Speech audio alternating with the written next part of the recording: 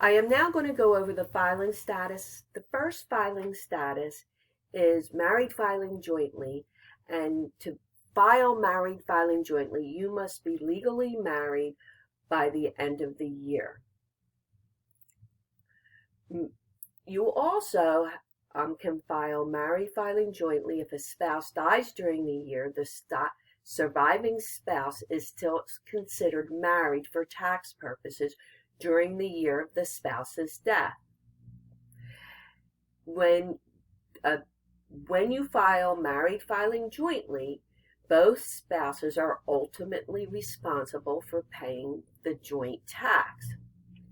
Married filing separately uses the same tax rates as single.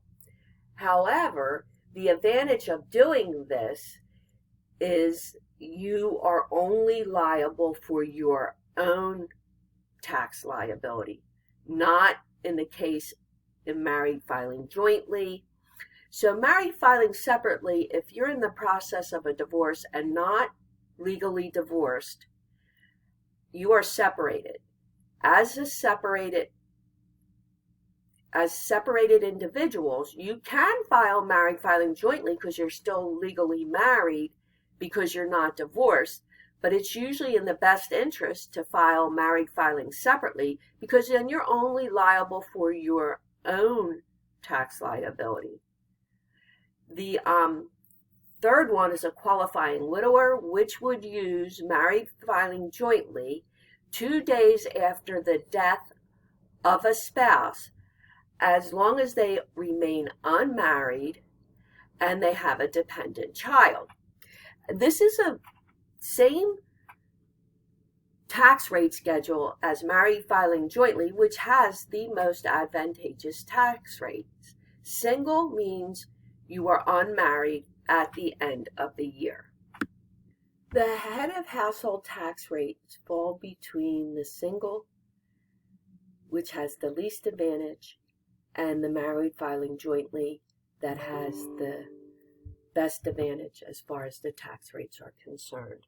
To be filed head of household, you must be unmarried at the end of the year and pay more than half the cost of maintaining your home during the year, and you must have a qualifying person living with you for more than half the year.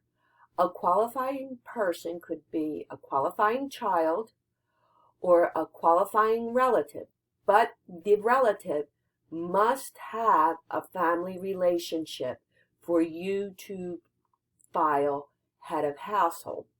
Now, with a parent, a child can provide more than half the support of not only their home, they can provide more than half the support of a parent's home and still file married filing jointly because they aren't living with the child. Their child is providing more than half of the support for their home, but in order to file head of household, the parents must be a dependent.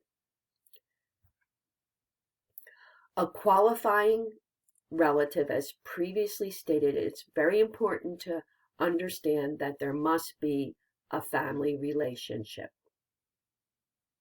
I bring the family relationship to your attention because when we were talking about a qualifying relative during class this week, if there was not a family relationship and they met the standards to qualify as a person living in the house for a full year and meet the other requirements, you could claim them as a dependent.